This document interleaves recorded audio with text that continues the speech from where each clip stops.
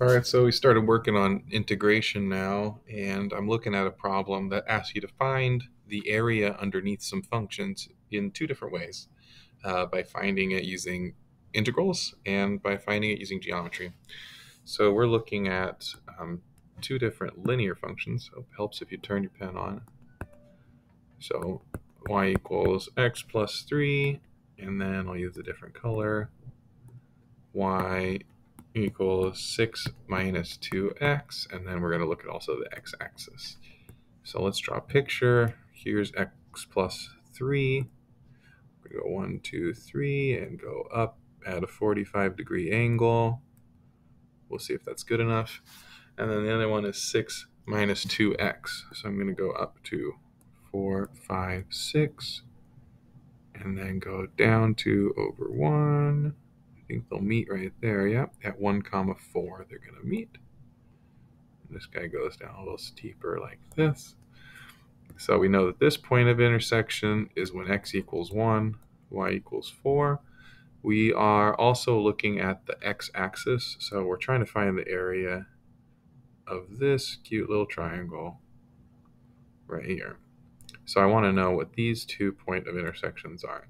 So I could find this point of intersection by making 6 minus 2x equals 0. In other words, 6 is 2x and 3 is x. So 3 comma 0. I can find this intersection over here by doing basically the same thing with my red equation. So I get x equals negative 3. And so this area right here is a cute little triangle. And the area of the triangle is just 1/2 times its base times its height, which is 1/2 times its 6 units wide, because it goes from negative 3 up to positive 3, and it's 4 units tall.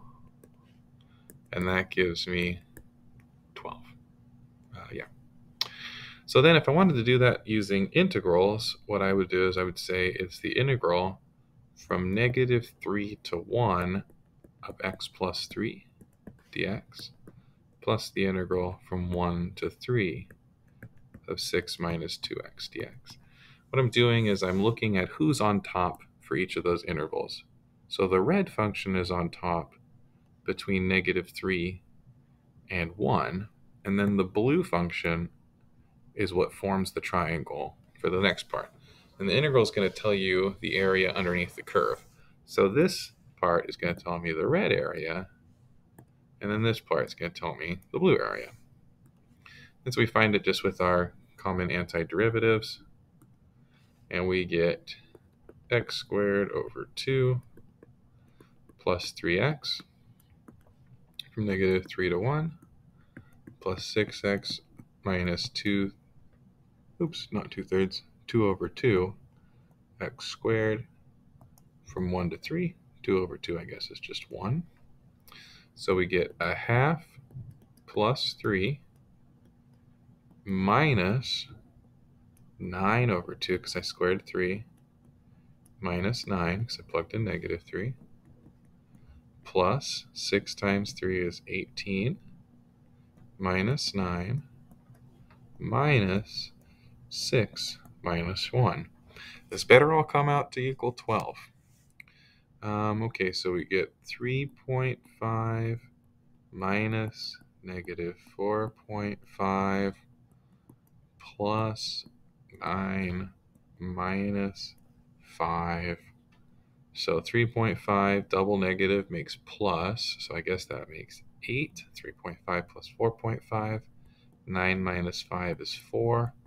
And that confirms that our answer is 12. So sometimes it's possible to get the integral using just regular geometry techniques. The key thing to remember here when you're setting up your integrals is that you have to switch. You can't write it all as one integral. You have to use two separate integrals because the function that is on top of your interval changes from red to blue. And so you need to find the point of intersection to set up your integrals. All right, so good question. Please ask more questions and comment if there's anything I can do to help.